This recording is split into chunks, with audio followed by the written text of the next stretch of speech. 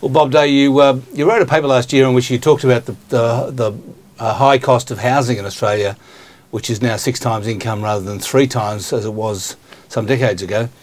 But are you seeing, as one of Australia's biggest home builders, are you also seeing a bit of a paradox in the prices have gone up, as you point out, but demand is very strong at the moment? Well, it's where the demand is coming from. It's certainly demand is, there's a massive demand, but that pent-up demand is not being fulfilled, particularly at the first home buyer level. You say it's 6 times median incomes. It's actually 9 and 10 times median income in some cities, like in Perth and Sydney, and that's where the real problem. The entire economy has been distorted because of this massive increase in the median house price multiple. That is the ratio of house prices, or median house prices, to median household incomes. As you say, that the demand is not being restricted in some way by the high price. Well, demand, there's a lot of investor housing. You look at, in one of your graphs, Alan, of the first home buyer market. I mean, for 100 years, the average young couple could buy their home on 1 wage and get started in the housing market. That's no longer the case. So to talk about housing demand as if it's across the board is very, very misleading. Yes, there is demand for housing, but a lot of it's for established real estate, and that's coming to a large degree from investors, not from where it should be. And what I'm concerned about is the entry, or the lack of entry, into the housing market by first home buyers in particular. So what's caused the big increase? Well, it's pretty obvious what's caused it, and that's the massive increase in land prices. Yes, but what's caused the big increase in land prices? Well, what always causes a big increase, lack of supply, increase in upfront infrastructure charges, time delays, those sorts of things. I mean, for 100 years, what happened was when we needed more housing, we would build more housing stock on the urban fringes of our cities, and first home buyers got into the market. Eventually those fringe suburbs became inner suburbs, and that's how the system worked. But then about 15 years ago, or thereabouts, there was a massive policy change, and that was more towards urban consolidation, urban densification, and limits were placed on the development of new housing stock and new housing supply on the urban fringe. And let's always remember, it's not increasing demand that causes increases in prices. It's the lack of supply and reduction of supply. I mean, a great example of that is that, plasma TVs and digital TVs and computers 10 years ago were huge prices, and there was a massive demand for them, but as the supply increased, the price dropped. Now, we're not seeing that in housing, because the supply of new housing stock has just literally dried up. Bob, it's not just, except there's a lack of supply, but it's also the cost of the available supply, isn't it? But as we've seen, governments push the cost of infrastructure away from the public sector onto the developers. Well, you say onto developers, you mean onto the first home buyers. The developer is really just the middleman, and it's this concept of forcing first home buyers to pay for the cost of infrastructure up front, and that is before they've used it. Now, it was always the case that home buyers paid for their infrastructure, but they paid for it as they used it in their water rates, electricity charges, and various utility costs, and council rates, shire council rates, and so on. But the major policy shift with infrastructure costings and financing was that it was instead of paying for that infrastructure, that's water pipes, sewer pipes, electricity, roads, and so on, instead of paying for it as you use it, every time you turn on a tap, every time you flick a switch, drive down the road, and so on, they then started to charge before they'd used it. So there's a massive policy shift, and that just priced first home buyers out of the market to a situation where we have now, where when inner suburban infrastructure needs to be upgraded, And we've all driven down 50, 60, 80-year-old streets where they're having their water and sewer pipes being replaced. They don't knock on every door and say, look, we're putting in a new pipe here, can you cough up $10,000? That's paid for out of the rate system. That's paid for as they use it. And yet they're the people who own their own homes, their houses are worth $1 million, and yet the poor old first home buyers are still paying the same rates for their water and electricity, but they're having to pay for their infrastructure up front, and that is just so inequitable. You referred a couple of times to the impact that investors have on the housing market.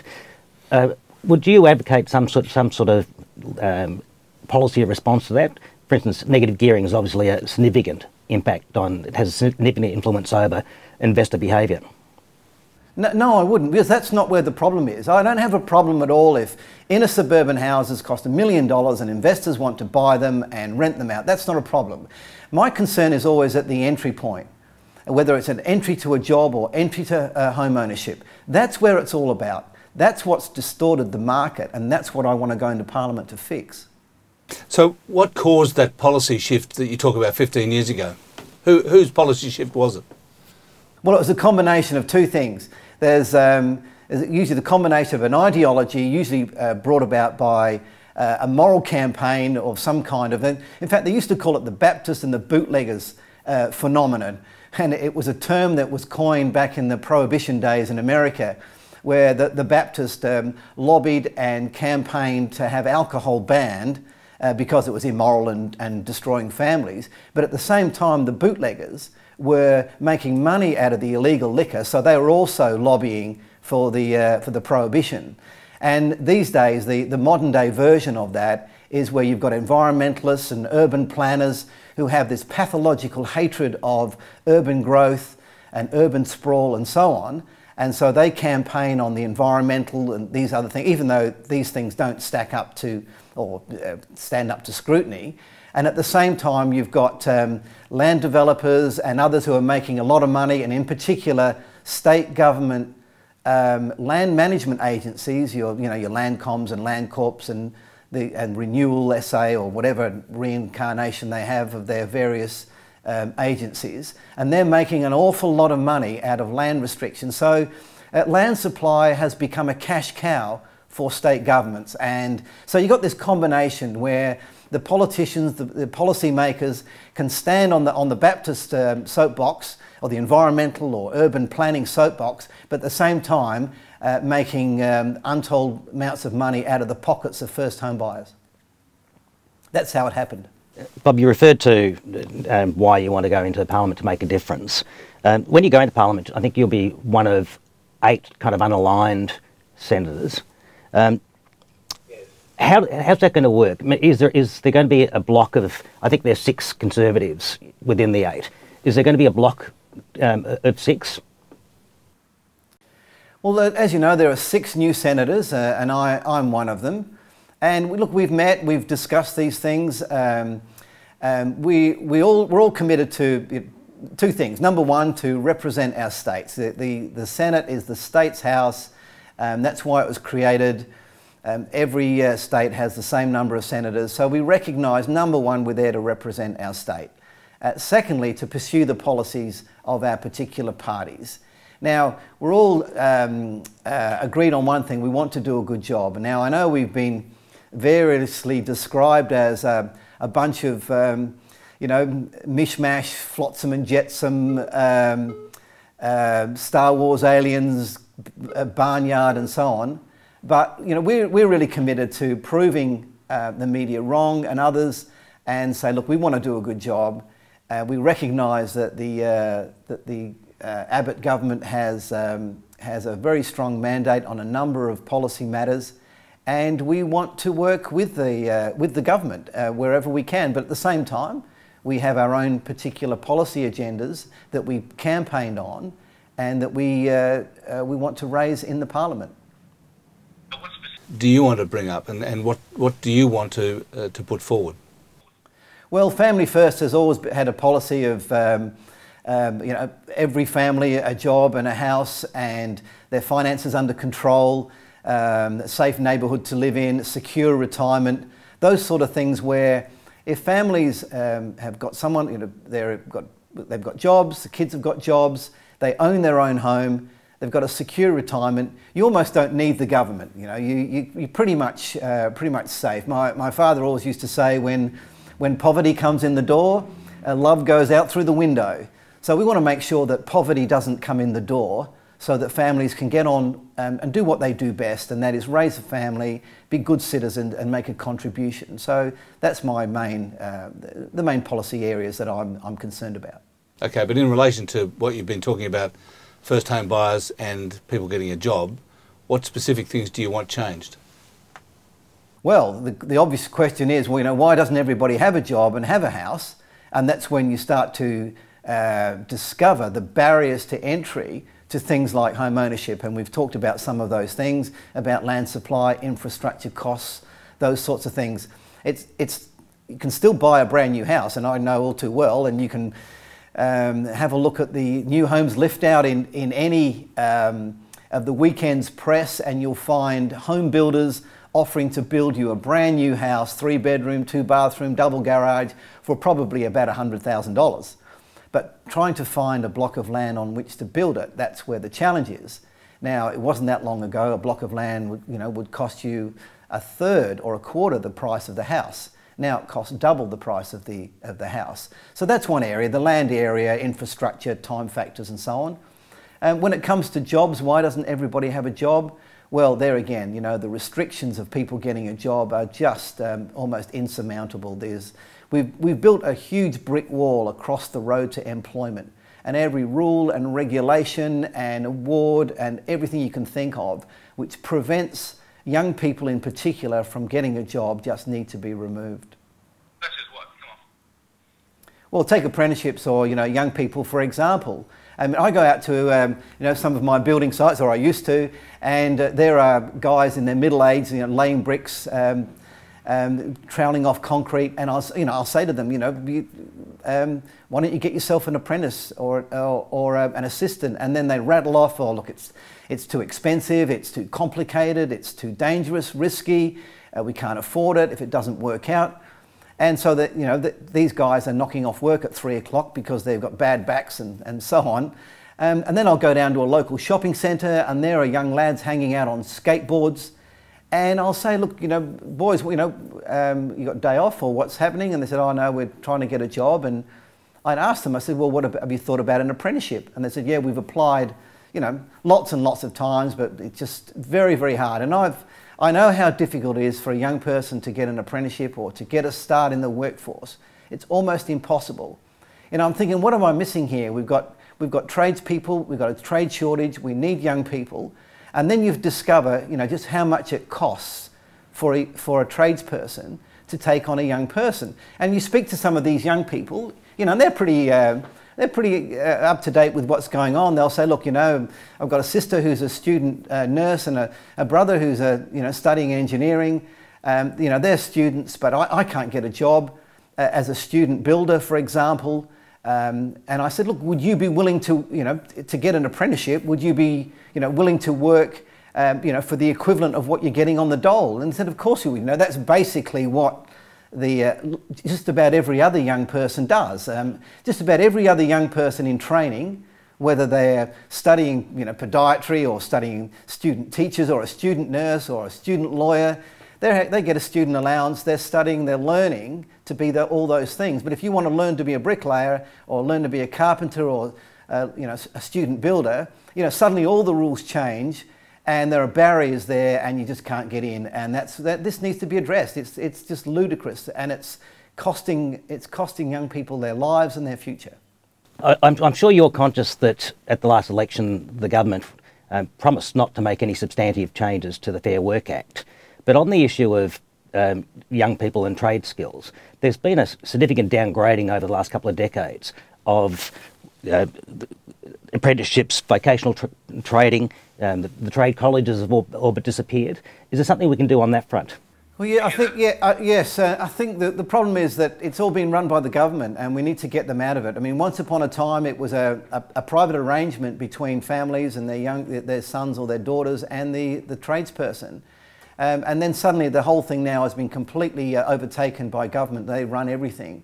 And I think if you took it out of the realm of the government and let people decide for themselves, because so many apprenticeships these days, when you come across them, they're usually a father and son, or an uncle and nephew, or somebody who knows somebody, a family member, that sort of thing. People can work it out for themselves if they're allowed to. But I think we just need to free that up, and they don't need any changes to the Fair Work Act. I think if the relationship between tradespeople, builders, young people and so on was more along the lines of students, then that would be a way without changing making any changes to the Fair Work Act. So in other words, get it out of the area of industrial relations. It's not an industrial relations issue or problem. You know, it's the world of education, and whether you're learning teaching or learning nursing or learning engineering or learning the media studies or learning bricklaying, you know, that's where it needs to be redefined. But Bob, you're going to have some power now. You're going to be able to say to the government, I'm not going to pass the paid parental leave scheme, or I'm not going to repeal the carbon tax unless you do this. So what are those things that you're going to actually hold out for and use your power to achieve? No, look, I think the power of the argument should be enough. I mean, we've got 40% youth unemployment in some areas. We've got trade shortages. We've got home ownership. We've got housing affordability crisis. There's something wrong if, you know, I mean, everybody knows that. I mean, every person I speak to, everyone I know, you know, people all understand these things. Now, if there's a political will to do it, and we just got to convince my fellow colleagues, political colleagues, to do that as well. But it doesn't have to be a horse trading trade-off. Sometimes, but Bob, sometimes you have to argue with a stick behind your back. Well, let's try the easy way first. You know, we'll try the carrot first and see how that goes. And maybe I'm being a little bit naive, but I think the situation is so serious with our young people and youth unemployment and so on, and housing affordability. I think that is so serious that I think playing horse trading games doesn't need to be a part of that. You've got your finger on the pulse of the house building market. How are you seeing things at the moment? It's still a tough market. Because of access, there's a pent-up demand. There's a demand for 200,000 new homes a year, and yet Australia's building nowhere near that number. And all that's going to happen is that fewer and fewer people are going to own their own homes. And all this talk about pensions, changing pensions from 65 to 67 to 70, is absolutely meaningless without the context of home ownership, because if you don't own your home by the time you retire, you know, you're going to be in really big trouble in this country. Now, everything that's been based on, and the backdrop of most pension discussions these days, because most pensioners own their own homes, because they bought in before all the land restrictions. They bought in when house prices were 3 times income. They're now people coming into the housing market now are buying in at 6, 8, 9, 10 times income, and they're not going to be owning their own home. So all this talk about pensions and 70-year-old is just a moot point. It's futile even talking about it without the other side of the coin, and that is home ownership. You'll never be able to pay off a mortgage or pay rent on pensions. Is never based on that. But that's the way it's going. Bob, a number of the issues you've touched on cross the boundaries between the federal and state jurisdictions. Do you have a view about our current model of federalism? Look, I'm the secretary of the Samuel Griffith Society. I'm a great believer in federalism, states' rights. I mean, South Australia, you know, my home state, was once the number 3 state. In fact, it was the leading state in the Commonwealth. We always argued, with some of the contributions that South Australia made, with Kingston and others, towards the formulation of a constitution in the early days. South Australia now has become a mendicant state because the states have no power over their own destiny. They can't be competitive anymore, whether it's industrial relations or taxation or whatever it is. South Australia used to be, used to lead the Commonwealth in all sorts of things, but not anymore. In fact, it was once the case that and you'd appreciate this, Alan, that 20 of the top 100 publicly listed companies in Australia, you know, the BCA list, 20 of them had their head offices in Adelaide. And you remember names like Faldings and South Corp and, you know, News Limited and Standard Chartered, you know, you name it. There was a long list of very impressive national companies. We're now down to just one or two. So look, federalism is where it's at. It's an important thing that needs to be fixed, and that is for the states. And fortunately, I'll be a senator representing my state, as will the others. So, but some of these areas certainly need to be addressed and put back on the table. Thanks very much for joining us, Bob. My pleasure. Anytime.